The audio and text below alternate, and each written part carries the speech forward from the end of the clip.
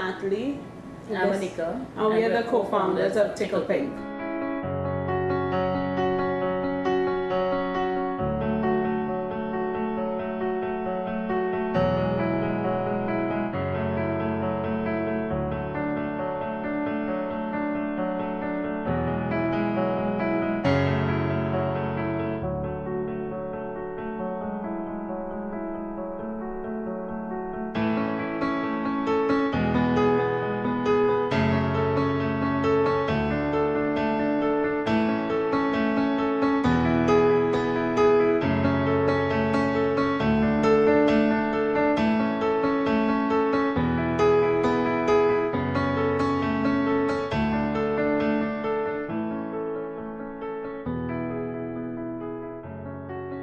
So I just want to let you know, Anika and I really appreciate that you guys are here and you guys are all looking fabulous.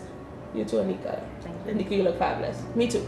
But we really appreciate that you're here. We hope you're enjoying the show. We hope you're enjoying the performances. Again, I hope you pay attention to what Erica and Asaki is saying because they are speaking from their heart.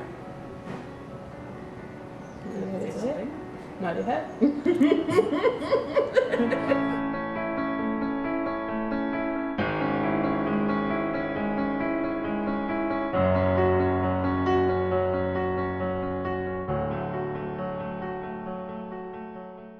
I'm a co-host of Tickled, and I've been hosting this event for the past 5 years. And my motivation for doing this event, my grandmother was diagnosed with breast cancer in December of 2001.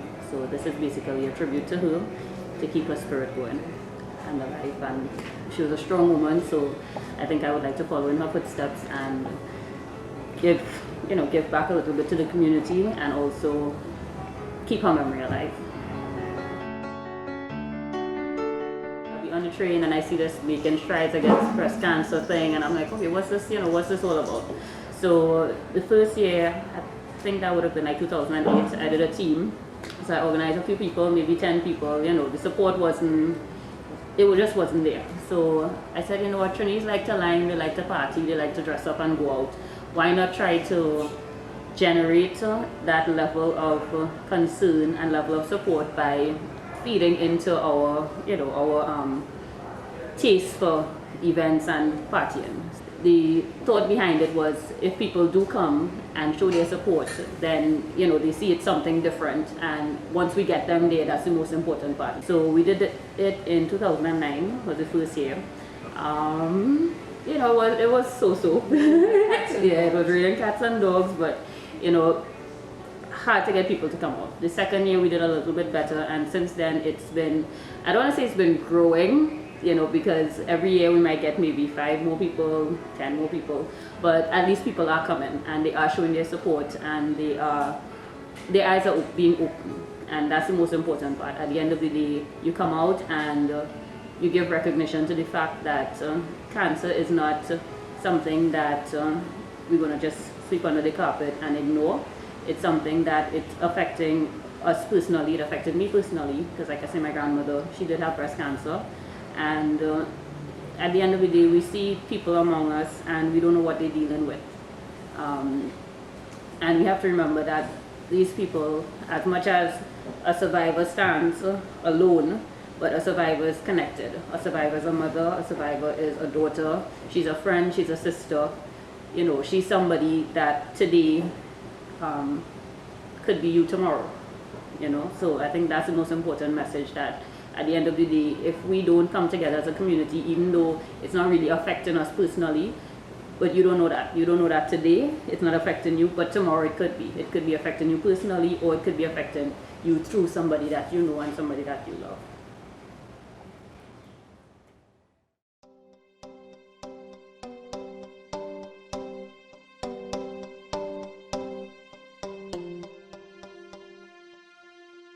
When Anika first came to me with the Tickled idea, I was just like, yes, I want to do something for charity. I really wasn't into the whole, for the cause, and I just wanted to do something for any cause. This is the 5th year of Tickled, and I must say that the value of Tickled and the meaning of Tickled and what motivates me behind Tickled has changed each and every year.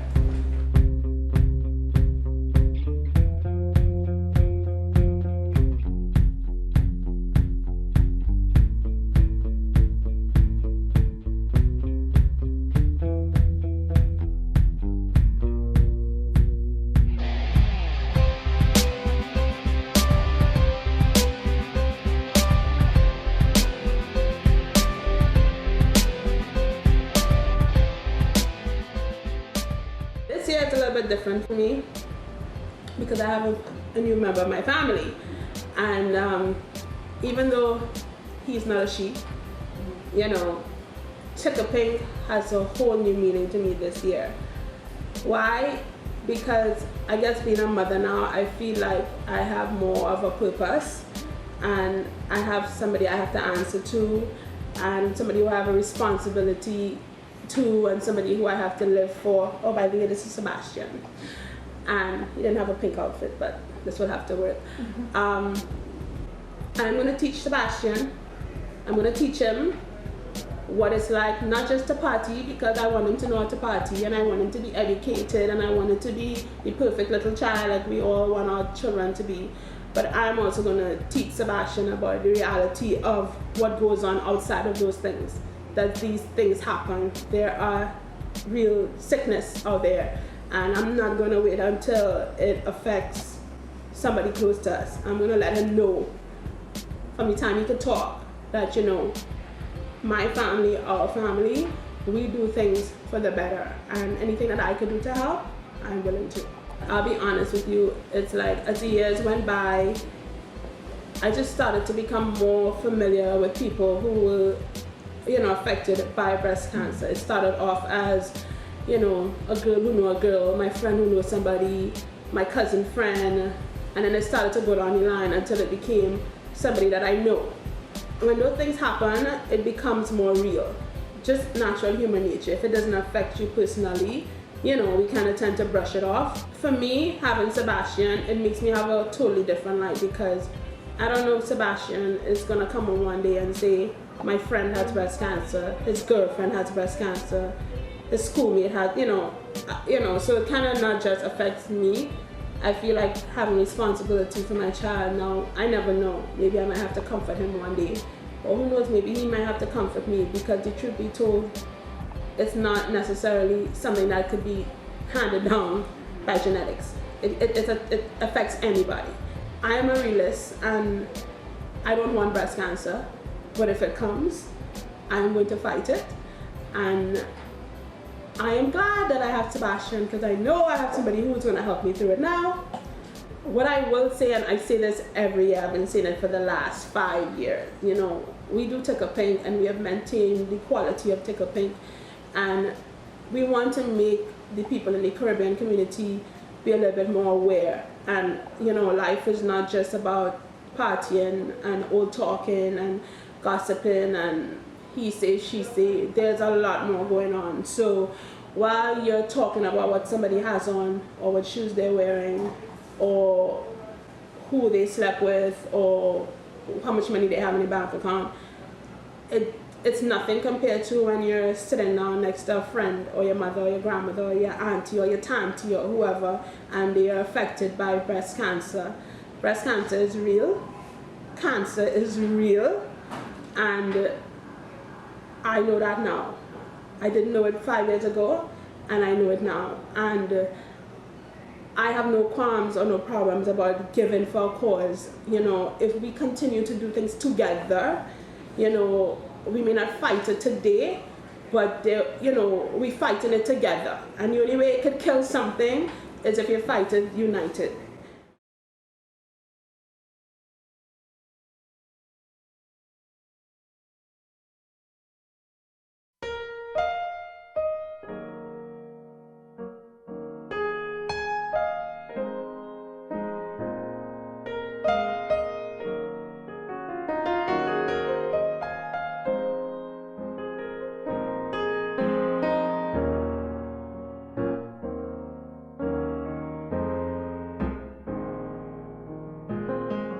My name is Asaki Antoine. and I'm a 4-year survivor of breast cancer.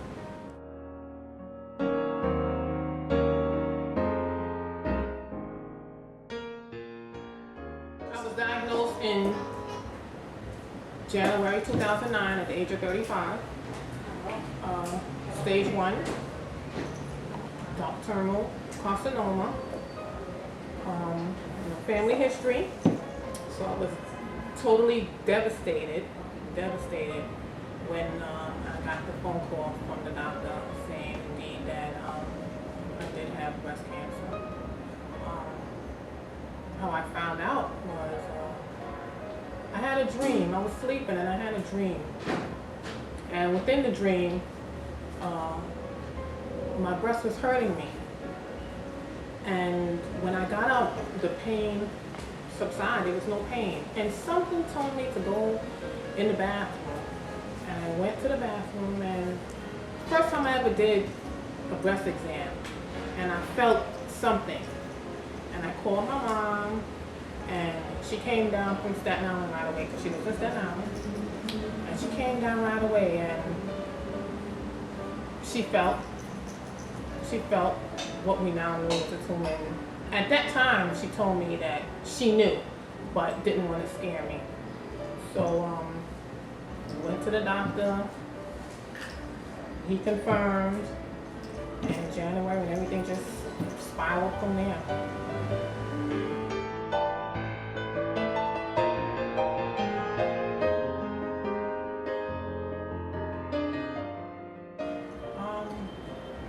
During my breast cancer journey, I would say my mother, Ellie, Antoine, and my daughter, Nye Antoine, were the most significant people who actually helped me through my diagnosis, my survivorship, and up to this present moment.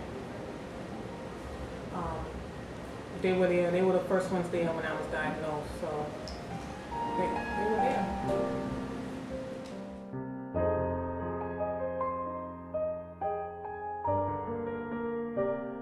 I'm a fighter by nature, so I'm very aggressive by nature. So when the doctor called me with the diagnosis, as devastated as I was,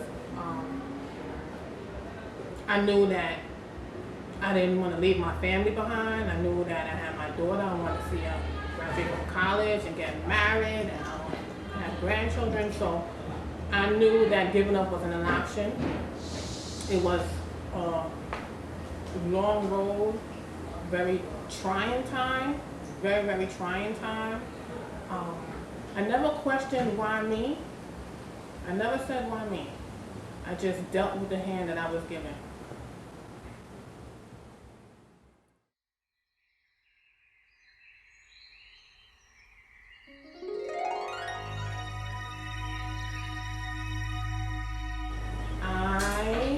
A year's worth of treatment, which was 3 months of Taxol and a year of Herceptin. Taxol is harsh chemo drug that takes your hair out. I had long, beautiful locks, and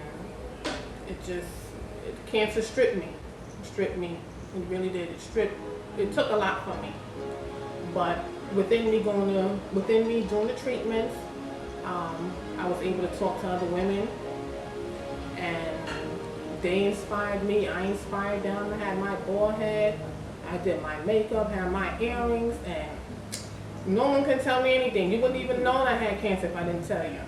So I embraced it, and I still embrace it. I'm still in treatment. I still, on tamoxifen for the next 2 more years. And, God is good. God's been good to me. Cancer was a blessing for me, not a curse at all.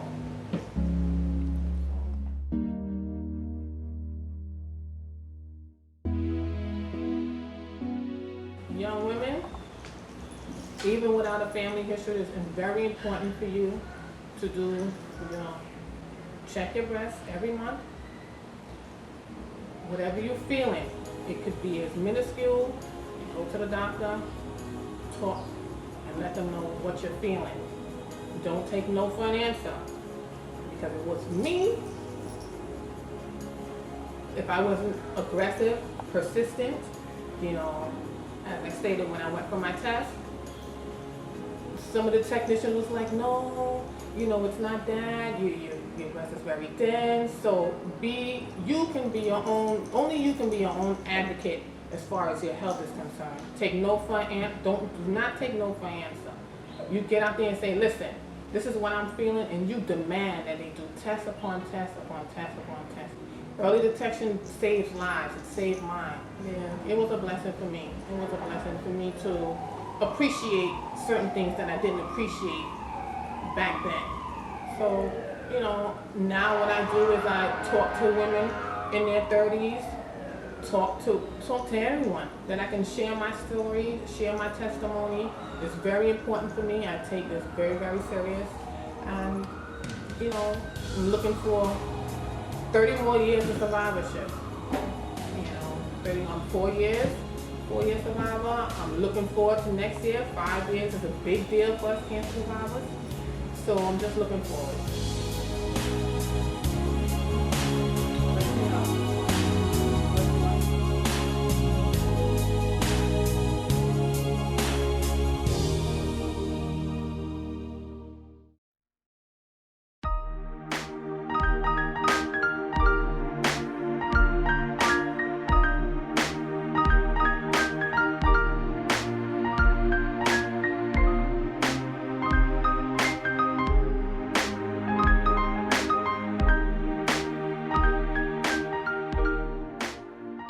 My name is Erica Clifton, and I'm a 1-year cancer survivor of the breast.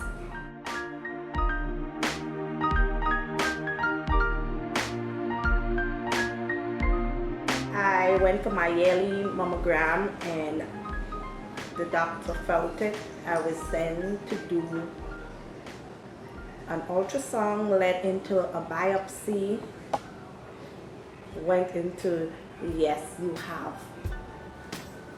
cancer. Living in your shadows. That was difficult in me finding out that I had cancer, because I went to the end saying no, I do not, because it was not a lump, it was a mass. Sometimes we know what to look for and we don't know what to look for. I was only told about lumps. So I wasn't aware that I was toting this package and what to look for. My cancer was diagnosed as a mass, which is a flat surface and not a lump. So if I was told that it had 2 different types of cancer where you feel, I would have been more aware of my situation, but I wasn't. I was ignorant of the fact. It didn't run in my family, so that mass had no feeling of a lump for me.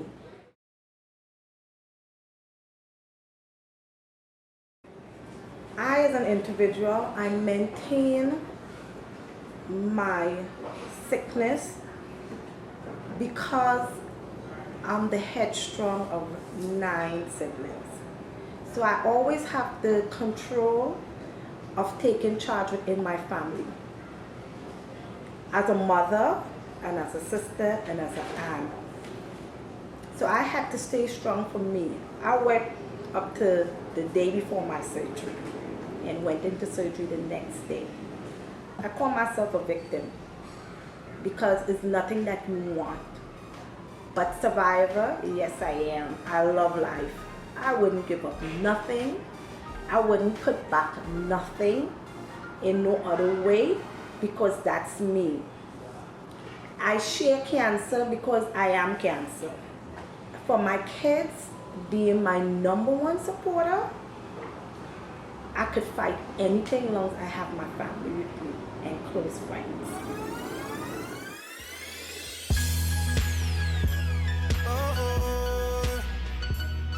Love your life, love you, love your kids, love and embrace the people who embrace you and support you 100%.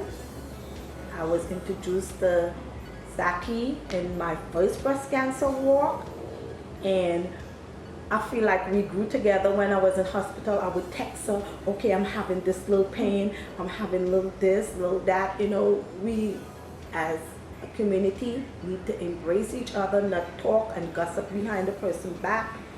We need to be there for each other because we never know your day, your time.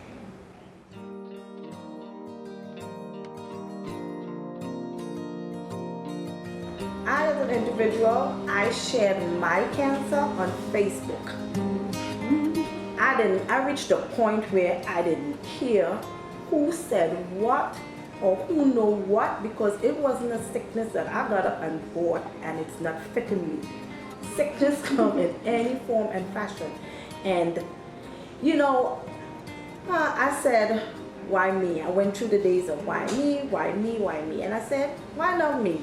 I'm strong, I'm black, I'm a mother, I'm a teacher, I know God, and I love myself. At the end of the day, I always go with this motto, I love me, I love myself. I love my life. I love Novato with that tune. I play that tune nearly every other day on Facebook. That's me. I love my life. So in order for you to go through this and survive, you have to love your life. Would I like to change the community? It was very hard for me, as the friendly person that I am, the person who always going to help someone, that in my time of need, I had no friends. And it's sad to see that the people who could call you to go out, the people who could tell you, let's do this, let's do that, and at the time when you're in that hospital bed and you see visiting hours come and it have one friend or no one or only your family members, it hurts. We need to start to embrace each other. Sometimes the job you have, you could call that person and say, you need me to bring some food for you, you need me to come help wash, you need, just be there. Talking to someone, being at their side makes a big difference in life. You don't have to financially have money to be there for someone, but being there. A true friend, being a confidant, because cancer breaks up family, it breaks up friendship, it brings out the ugly in people, because then you get to see people for who they really are, and it hurts because you're not looking for that person to not be there for you at that time.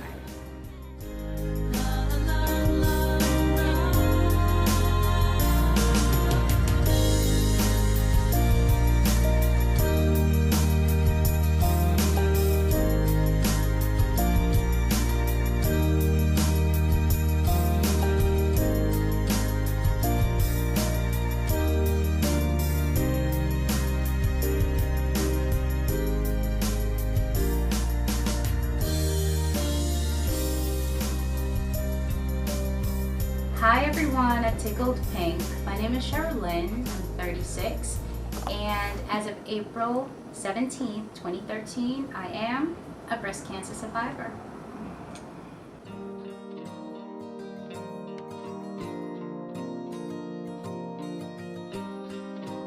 Basically, it's been a long road to just have women in my position or not my position to understand what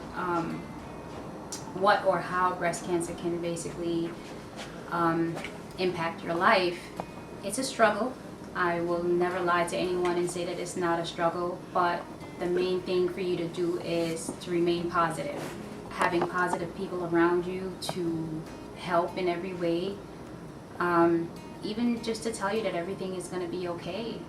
You know, that's basically what it is to have positivity.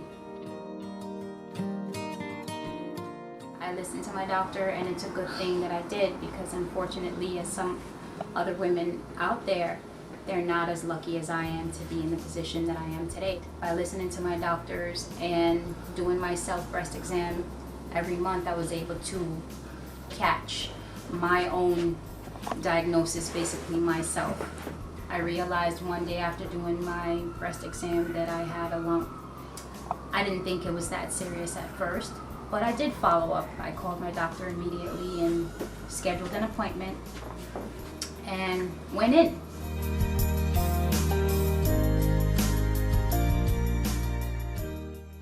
I was basically diagnosed December 4th of 2012.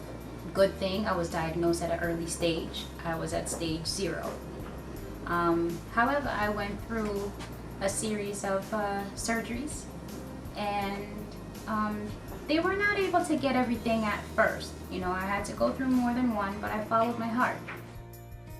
That decision was basically having a bilateral mastectomy, and I'm so happy that I did today, because if I didn't, within the next, as far as my diagnosis, within the next 6 to 8 years, there was a possibility that it could have spread to the other, and I would have had to go through everything all over again. This is my son Elias, one of the joys of my life. This is my daughter Brihanna and my other daughter Sierra. They have basically been a support and my livelihood, along with my husband. I'm basically happy that I made the decision that I did. I'm here to watch my children grow and to just be a part of their lives for as long as they will allow me to. So I thank you guys for listening to my story, and you know, we'll see how many wonderful years I have coming ahead of me. So I thank you guys so much for listening, and hopefully someone will take a little advice and just, you know, just do what you have to do, and don't be afraid. Just really don't be afraid to take that medical step and just get yourself knowledgeable of your own body as a woman and as a man. Thanks, guys.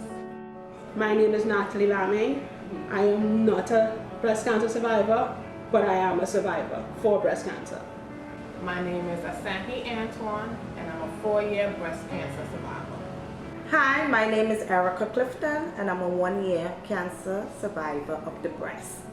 But if you want to know, I'm a proud mother of 5. Nobody don't know my age, but I'm humbly blessed, and I'm a survivor. Thank you. I'm Charlotte, and I'm a breast cancer survivor. Hi, my name is Sierra, and I'm a supporter of breast cancer. Hi, my name is Brihanna, and I am a supporter of breast cancer. Hi.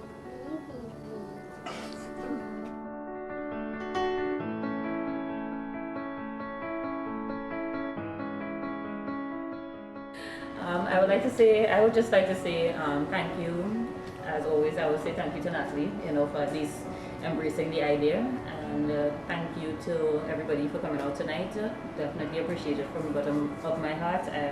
Words, you know, can't express how much gratitude I have for people showing their support, giving up their time, their energy.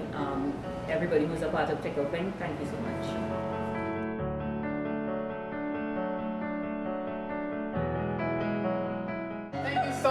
Thank you so much. Erica and I's story is officially out for the world to know, to hear. Early detection saves lives. Sappy's Wings of Hope. Okay, I want to thank Anika and Natalie for being our sponsor.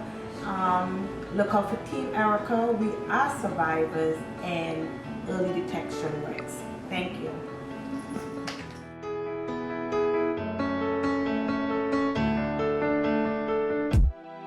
Morning. That one you're dedicated to anybody who's going through anything in life. Some problems bigger than others, but we all going through something. So I'm writing this letter to your father, and it goes something like this. I feel I'm on my last breath, I gotta make the right choice. So please, Father, help to guide me with the right voice. Voice. Which way to go? Which way to go? is about choices, making decisions, and only you know which way to go. Show me which way to go. Cause life is about choices, making decisions, and only you know. Yo, some days I'm waking up feeling really blessed, and some other days I'm waking up messed up. Some days I'm feeling mobile like a laptop, some other days I'm feeling like the desktop. For prosperity, me strive for to survive, and even though it's movement, it's still a dead stop. I'm saying, cause even though you're on the go and on the road with no dough, would leave you parked up at the rest stop. Sick and tired of taking losses. Please help me on the Father. Trying my best to stay legit, to stay away from drama. Devil plots got me.